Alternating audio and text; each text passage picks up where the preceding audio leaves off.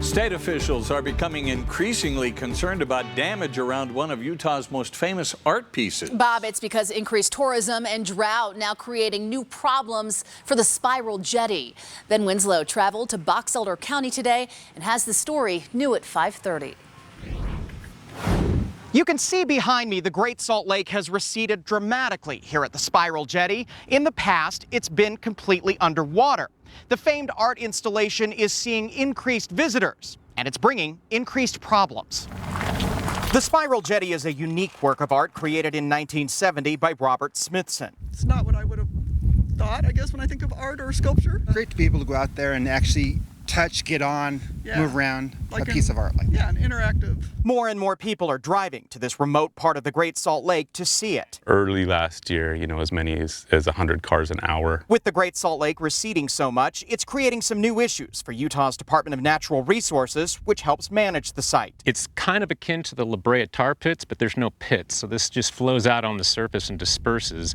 And right now, with the lake being low, you can see it, and it's dispersed in these localized areas. There's this naturally occurring tar that's bubbling up. There's been dogs, unfortunately, that have been stuck out here, and it's tough to get them out. You need to be careful because it'll get stuck on your shoes, your clothes. I would be very careful with small children just because it gets everywhere, and it's really hard to remove. The Great Salt Lake bed creates these crystals. You get crystal growth in the mud, and people have discovered that, and they've come out to look for them and hunt for them, which Forestry Fire State Land isn't excited about. Given the drought, then those holes just kind of stay there and kind of create a hazard and a visual impact. Vehicles have gotten stuck, and people are actually driving on the Spiral Jetty itself to take pictures, which is illegal. We're not out here trying to come down hard on people that are out here with their families or out here to enjoy the area, that pick up a few rocks or find a few crystals.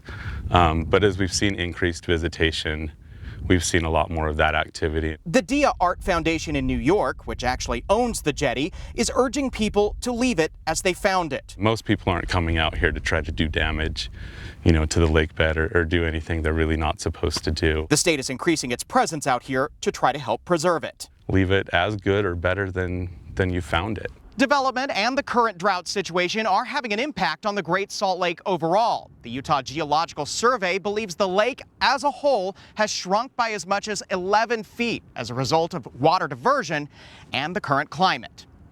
At the Spiral Jetty, Ben Winslow, Fox 13 News, Utah.